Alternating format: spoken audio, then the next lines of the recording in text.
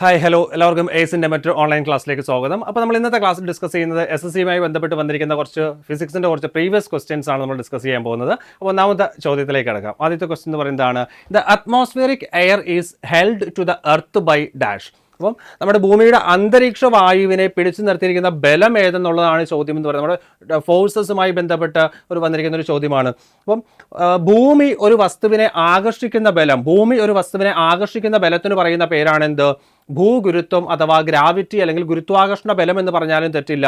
ഭൂമി ഒരു വസ്തുവിനെ ആകർഷിക്കുന്ന ബലം അറിയപ്പെടുന്ന പേരാണ് എന്തെന്ന് പറയുന്നത്? ഗ്രാവിറ്റി എന്ന് പറയുന്നത്. അപ്പോൾ ഭൂമിക്ക് ചുറ്റുമുള്ള അന്തരീക്ഷ വായുവിനെ പിടിച്ചു നിർത്തിയിരിക്കുന്ന ബലം എന്ന് പറയുന്നത് ഏതാണ്? ഗ്രാവിറ്റിയാണ് നമ്മുടെ ആൻസർ എന്ന് പറയുന്നത്. അപ്പോൾ ഇവിടെ നമുക്ക് എന്ത് പറയാൻ സാധിക്കും? ഇവിടെ നമ്മുടെ റൈറ്റ് ആൻസർ എന്ന് പറയുന്നത് ഏതാണ്? ഗ്രാവിറ്റിയാണ് ഈ ചോദ്യത്തിന്റെ ഉത്തരമായിട്ട് പറയാൻ സാധിക്കുന്നത്. ഭൂമി ഒരു വസ്തുവിനെ ആകർഷിക്കുന്ന ബലത്തെ വിളിക്കുന്ന പേരാണ് ഗ്രാവിറ്റി അഥവാ മലയാളത്തിൽ പറഞ്ഞാൽ ഭൂഗുരുത്വം എന്ന് നമുക്കതിനെ വിളിക്കാൻ സാധിക്കുന്നതാണ്. അടുത്ത ചോദ്യത്തിലേക്ക് കടക്കുകയാണ്. When a ship enters the sea from a river, it dash. അപ്പോൾ കായലിൽ നിന്നും ഒരു കപ്പൽ അല്ലെങ്കിൽ നദിയിൽ നിന്നും ഒരു കപ്പൽ സമുദ്രത്തിലേക്ക് കടക്കുമ്പോൾ അതിന് എന്ത് സംഭവിക്കുമെന്നാണ് ചോദിച്ചിരിക്കുന്നത്. ഓപ്ഷൻസ് നിങ്ങൾ നോക്കുകയാണെങ്കിൽ it rises A little, it sings A little, അതായത് അതിൻ്റെ നിരപ്പ് അല്പം ഉയരും അല്പം താഴും, ഇങ്ങനെ രണ്ട് രീതിയാണ്. It remains at the same level.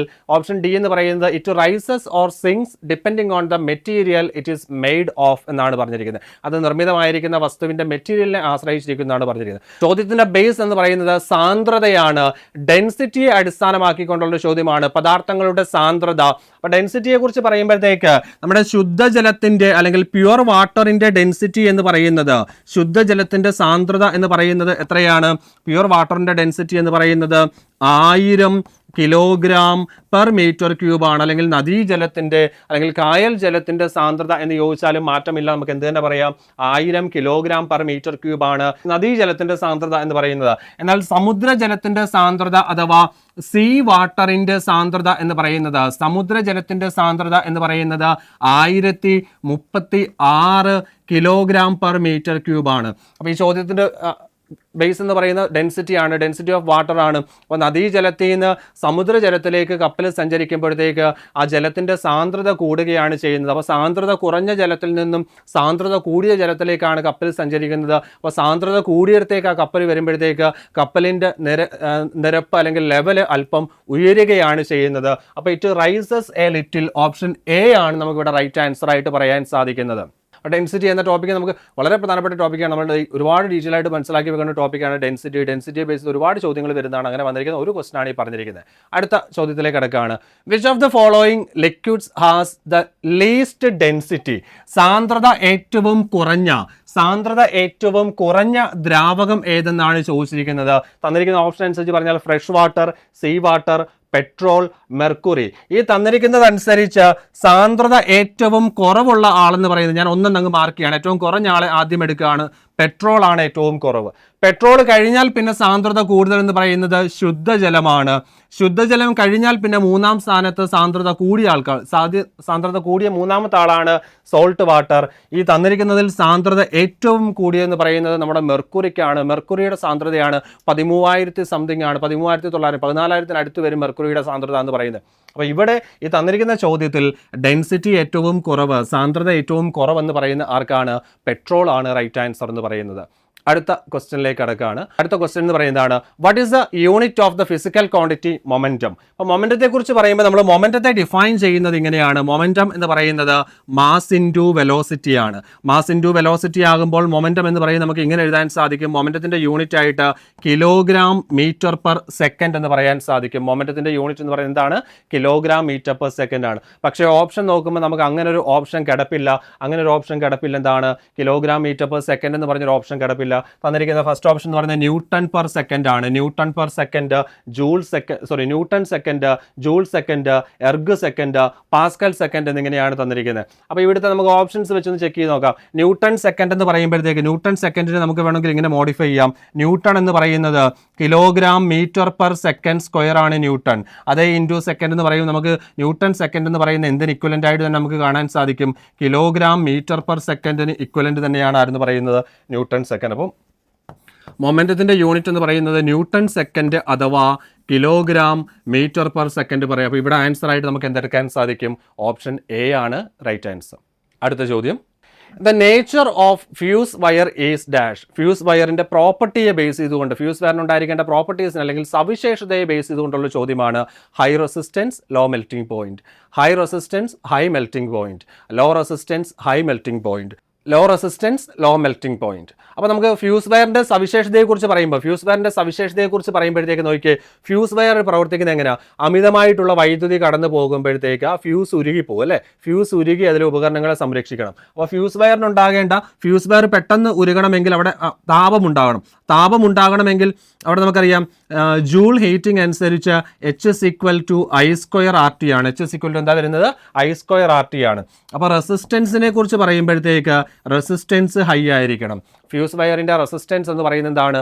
High ആയിരിക്കണം. റെസിസ്റ്റൻസ് ഹൈ ആകുകയും താപം ഉണ്ടാകുമ്പോൾ അത് പെട്ടെന്ന് ഉരുകി പോകണമെങ്കിൽ അതിന്റെ മെൽറ്റിംഗ് പോയിന്റ് എന്ന് പറയുന്നത് എന്താണ്? കുറവുമായിരിക്കണം. മെൽറ്റിംഗ് പോയിന്റ് കുറവ്. അപ്പോൾ high resistance, low melting point. അപ്പോൾ ഓപ്ഷൻ പറയുകയാണെങ്കിൽ ഏതാണ്? High resistance, low melting point. Option A തന്നെയാണ് നമ്മുടെ answer. High resistance, low melting point ആണ് ആൻസർ എന്ന് പറയുന്നത്. ഫ്യൂസ് വയറിന്റെ പ്രോപ്പർട്ടിയാണ് പറഞ്ഞത്. ഇനി ഫ്യൂസ് വയർ നിർമ്മിക്കാൻ ഉപയോഗിക്കുന്ന അലോയിയെ കുറിച്ച് പറഞ്ഞാൽ, ഫ്യൂസ് വയറിന്റെ നിർമ്മാണത്തിന് ഉപയോഗിക്കുന്ന ലോഹസങ്കരം എന്ന് പറയുന്നത് സോൾഡർ ആണ്. ഫ്യൂസ് വയറിന്റെ നിർമ്മാണത്തിന് ഉപയോഗിക്കുന്ന ലോഹസങ്കരമാണ് സോൾഡർ. നമ്മുടെ ടിന്നിന്റെയും ലെഡിന്റെയും ലോഹസങ്കരമാണ് ആരെന്ന് പറയുന്നത്? സോൾഡർ എന്ന് പറയുന്നത്. ഇമ്പോർട്ടൻ്റ് ആണിത് കേട്ടോ. അപ്പം ജൂൾസിലോടെ എക്സ്പ്രഷനാണ് പറഞ്ഞിരിക്കുന്നത്. H=I²RT ആണ് വരുന്നത്. അടുത്ത ചോദ്യത്തിലേക്ക് പോവുകയാണ്. Which of the following liquid is most viscous? അപ്പോൾ വിസ്കോസിറ്റിയാണ് പ്രോപ്പർട്ടി. വിസ്കോസിറ്റി ഏറ്റവും കൂടിയ ദ്രാവകമാണ്. അപ്പോൾ വിസ്കോസിറ്റിയെക്കുറിച്ച് പറയുമ്പോൾ ഒഴുകാനുള്ള കഴിവ് കുറവാണെങ്കിൽ വിസ്കോസിറ്റി കൂടുതലാണ്. അപ്പോൾ തന്നിരിക്കുന്ന ഓപ്ഷനിൽ ഫ്ലോറേറ്റ് കുറവുള്ള അല്ലെങ്കിൽ ഒഴുകാനുള്ള കഴിവ് കുറവുള്ള ലിക്വിഡ് ആരാണോ അയാൾക്കാണിക്കും വിസ്കോസിറ്റി കൂടുതൽ എന്ന് പറയുന്നത്. ഓപ്ഷൻ നോക്കുമ്പോൾ ഫസ്റ്റ് വൺ ഓയിലാണ്. ഓയിൽ, മിൽക്ക്, വാട്ടർ, പെട്രോൾ ആണ്. ഈ 4 നമ്മൾ കമ്പയർ ചെയ്യുമ്പം ഇവിടെ വിസ്കോസിറ്റി കൂടിയ ആളെന്ന് പറയുന്നത്, വിസ്കോസിറ്റി ഏറ്റവും കൂടിയ ആളെന്ന് പറയുന്നത് നമ്മുടെ ഓയിലാണ്. 4 കമ്പയർ ചെയ്യുമ്പോൾ വിസ്കോസിറ്റി ഏറ്റവും കൂടിയ ആളെന്ന് പറയുന്ന ആരാണ്? ഓയിലാണ് വരുന്നത്. വിസ്കോസിറ്റി കുറഞ്ഞ ആളെക്കുറിച്ച് ചോദിച്ചാൽ നമുക്ക് പെട്രോൾ പറയാം. അപ്പോൾ ഇവിടെ ആൻസർ നമുക്ക് എന്ത് പറയാം? ഓപ്ഷൻ എ ആണ് റൈറ്റ് ആൻസർ എന്ന് പറയുന്നത്. അപ്പോൾ നമ്മൾ അടുത്ത ചോദ്യത്തിലേക്ക് വരികയാണ്. അടുത്ത ക്വസ്റ്റ്യൻ ഇങ്ങനെയാണ്, the surface tension of water on adding detergent to it dash. അപ്പോൾ ജലത്തിലേക്ക് ഡിറ്റർജന്റ് ചേർക്കുമ്പോൾ അതിൻ്റെ സർഫസ് ടെൻഷൻ എന്ത് സംഭവിക്കുന്നതാണ് ചോദിച്ചിരിക്കുന്നത്. വാട്ടറിൻ്റെ സർഫസ് ടെൻഷൻ ജലത്തിൻ്റെ പ്രതലബലം കുറയ്ക്കാൻ ഉപയോഗിക്കുന്ന പദാർത്ഥങ്ങളെ നമ്മൾ വിളിക്കുന്ന പേരാണ് സർഫക്റ്റൻ്റ് എന്ന് പറയും. സർഫസ് ടെൻഷൻ ഡിക്രീസ് ചെയ്യാൻ, ജലത്തിൻ്റെ പ്രതലബലം കുറയ്ക്കുവാൻ ഉപയോഗിക്കുന്ന പദാർത്ഥങ്ങൾക്ക് അല്ലെങ്കിൽ രാസവസ്തുക്കളെ വിളിക്കുന്ന പേരാണ് സർഫക്റ്റൻറ്റുകൾ. സർഫക്റ്റൻറ്റുകൾക്ക് ഉദാഹരണമാണ് ഡിറ്റർജൻറ്റ്, സോപ്പ് എന്നിവ എന്താണ്? സർഫക്റ്റൻറ്റുകൾക്ക് ഉദാഹരണമായിട്ട് പറയുന്നതാണ്. അപ്പം ഈ ഡിറ്റർജൻറ്റ് ഉപയോഗിച്ച് നമ്മൾ തുണി കഴുകുന്ന അല്ലെങ്കിൽ സോപ്പ് ഉപയോഗിച്ച് കഴുകുക എന്ന് പറഞ്ഞു കഴിഞ്ഞാൽ ജലത്തിൻ്റെ പ്രതലബലം കുറയ്ക്കുന്നതിലൂടെ, ജലത്തിൻ്റെ സർഫസ് ടെൻഷൻ കുറയ്ക്കുന്നതിലൂടെ അവിടെ ക്ലീനിങ് ആക്ഷൻ കൂട്ടുക എന്നതാണ് ആര് ചെയ്യുന്നത്? നമ്മുടെ ഡിറ്റർജൻറ്റും സോപ്പും ചെയ്യുന്നത്. അപ്പോൾ വെള്ളത്തിലേക്ക് ഡിറ്റർജൻറ്റ് അല്ലെങ്കിൽ വെള്ളത്തിലേക്ക് സോപ്പ് ചേർക്കുമ്പോഴത്തേക്ക് വാട്ടറിൻ്റെ സർഫസ് ടെൻഷൻ അല്ലെങ്കിൽ വാട്ടറിൻ്റെ പ്രതലബലം എന്ത് സംഭവിക്കുന്നു? ഡിക്രീസ് ചെയ്യുകയാണ് ചെയ്യുന്നത്. അപ്പോൾ സർഫസ് ടെൻഷൻ ഉണ്ടാകുന്ന ചേഞ്ച് എന്ന് പറയുന്നതാണ് ഡിക്രീസസ് എന്ന് പറയാൻ സാധിക്കും. ഓപ്ഷൻ ബി ആണ് റൈറ്റ് ആൻസർ എന്ന് പറയുന്നത്. അടുത്ത ക്വസ്റ്റ്യനിലേക്ക് കിടക്കുകയാണ്. The unit of surface tension. വീണ്ടും സർഫസ് ടെൻഷനുമായി ബന്ധപ്പെട്ട ചോദ്യമാണ്. പല ആൾക്കാരും തെറ്റിക്കുന്ന ഒരു ക്വസ്റ്റ്യനാണ് സർഫസ് ടെൻഷൻ്റെ യൂണിറ്റ്. സർഫസ് ടെൻഷനെ കുറിച്ച് പറയുമ്പം നോക്കിയ പിള്ളേരെ, നിങ്ങൾ സർഫസ് ടെൻഷനെ നമ്മൾ ഡിഫൈൻ ചെയ്യുന്നതെന്ന് പറയുന്നത് മാത്തമാറ്റിക്കലി നമുക്ക് ഇങ്ങനെ പറയാം, surface tension equal to force by length ആണ്. സർഫസ് ടെൻഷൻ എന്ന് പറയുന്നത് എന്താണ്? ഫോഴ്സ് ബൈ ലെങ്ത് ആണ്. അപ്പോൾ ഫോഴ്സ് ബൈ ലെങ്ത് എന്ന് പറയുമ്പോൾ നമുക്ക് അവിടുന്ന് അതിൻ്റെ യൂണിറ്റ് ആയിട്ട് ഇങ്ങനെ എടുക്കാൻ സാധിക്കും. Surface tension equal to newton per ഫോഴ്സിൻ്റെ ലെങ്ത് ന്യൂട്ടൺ, ഫോഴ്സിൻ്റെ യൂണിറ്റ് ന്യൂട്ടൺ, ലെങ്തിൻ്റെ യൂണിറ്റ് എന്ന് പറയുന്ന മീറ്റർ. അപ്പോൾ സർഫസ് ടെൻഷൻ്റെ യൂണിറ്റ് ആയിട്ട് നമുക്ക് എന്ത് പറയാൻ സാധിക്കും? ന്യൂട്ടൺ പെർ മീറ്റർ എന്ന് പറയാൻ സാധിക്കും. സർഫസ് ടെൻഷൻ്റെ യൂണിറ്റ് എന്ന് പറയുന്നത് എന്ത് പറയാൻ സാധിക്കും? നമുക്ക് ന്യൂട്ടൺ പെർ മീറ്റർ നമുക്ക് സർഫസ് ടെൻഷൻ്റെ യൂണിറ്റ് എഴുതാൻ സാധിക്കും. അപ്പോൾ ഇവിടെ ആൻസർ എന്ന് പറയുന്നത് ഓപ്ഷൻ ബി ആണ് റൈറ്റ് ആൻസർ ആയിട്ട് വരുന്നത്. അടുത്ത ചോദ്യത്തിലേക്ക് കടക്കുകയാണ്. Hydraulic brakes works on the principle of dash. Hydraulic ബ്രേക്കുകളുടെ വർക്കിംഗ് പ്രിൻസിപ്പിൾ എന്നാണ് ചോദിച്ചിരിക്കുന്നത്. പല രീതിയിൽ ചോദിക്കാം. അത് ഹൈഡ്രോളിക് ബ്രേക്ക് എന്ന് ചോദിക്കാം, ഹൈഡ്രോളിക് ലിഫ്റ്റ് എന്ന് ചോദിക്കാം, അങ്ങനെ പല രീതിയിൽ അതിന് ഹൈഡ്രോളിക് ജാക്ക്, ഹൈഡ്രോളിക് പ്രസ്, ഇങ്ങനെ പല രീതിയിൽ ക്വസ്റ്റ്യൻ ചോദിക്കാം. ഇതിൻ്റെ എല്ലാ വർക്കിംഗ് പ്രിൻസിപ്പിൾ സെയിം ആണ്. വളരെ എന്താണ് പറയുക, ഇമ്പോർട്ടൻ്റ് ആയിട്ടുള്ള വളരെ പ്രധാനപ്പെട്ട ഒരു ചോദ്യമാണ്. ഹൈഡ്രോളിക് ബ്രേക്കുകളുടെയും ഹൈഡ്രോളിക് ലിഫ്റ്റുകളുടെയും ഹൈഡ്രോളിക് ജാക്കുകളുടെയും ഒക്കെ പ്രവർത്തന തത്വം എന്ന് പറയുന്നത് എന്താണ്? പാസ്കൽ നിയമമാണ് റൈറ്റ് ആൻസർ എന്ന് പറയുന്നത്. പിന്നെ ഓപ്ഷൻസ് ഒക്കെ ഉണ്ട്. നമുക്ക് വലിയ പാസ്കലിലോ ഇമ്പോർട്ടൻ്റ് ആണെന്ന് നോട്ട് ചെയ്ത് വെക്കാം. ആപ്ലിക്കേഷൻ ആയിരിക്കും എപ്പോഴും നമുക്ക് ക്വസ്റ്റ്യൻ കൂടുതലും ചോദിക്കാറുള്ളത്. ആ ലോയുടെ സ്റ്റേറ്റ്മെൻറ്റ് ഒന്നും അല്ല ചോദിക്കുന്നത്, പാസ്കൽസ് ലോയുടെ ആപ്ലിക്കേഷൻസ് ആണ് സാധാരണയായിട്ട് ചോദ്യമായിട്ട് വരാറുള്ളത്. അപ്പോൾ ഞാൻ അടുത്ത ക്വസ്റ്റ്യനിലേക്ക് കിടക്കുകയാണ്. അടുത്ത ക്വസ്റ്റ്യൻ എന്ന് പറയുന്നത് kilowatt hour is the unit of dash. Kilowatt hour എന്നത് എന്തിൻ്റെ യൂണിറ്റ് എന്നാണ് ചോദിച്ചിരിക്കുന്നത്. Energy, power, force, momentum. Answer ഒന്ന് കമൻറ്റ് ചെയ്യാൻ പറ്റുമോ നോക്കുക. കിലോ വാട്ട് അവർ എന്തിൻ്റെ യൂണിറ്റ് എന്നാണ് പറഞ്ഞിരിക്കുന്നത്. അപ്പോൾ നോക്കിയേ, കിലോ വാട്ട് അവർ എന്ന് പറയുന്നത് നമുക്ക് എന്ത് പറയാൻ സാധിക്കും? എനർജി ആണോ, പവർ ആണോ, ഫോഴ്സ് ആണോ, മൊമെൻറ്റത്തിൻ്റെ യൂണിറ്റ് ആണോ കിലോ വാട്ട് അവർ എന്ന് പറയുന്നത്? തന്നിരിക്കുന്ന ഓപ്ഷൻ അനുസരിച്ച് പറഞ്ഞാൽ നമുക്ക് എനർജിയുടെ യൂണിറ്റ് ആണ് കിലോ വാട്ട് അവർ എന്ന് പറയാം. കിലോ വാട്ട് അവർ എന്ന് പറയുന്നതാണ് എനർജിയുടെ. കാണിച്ചു തരാം എങ്ങനെ വരുന്നത്.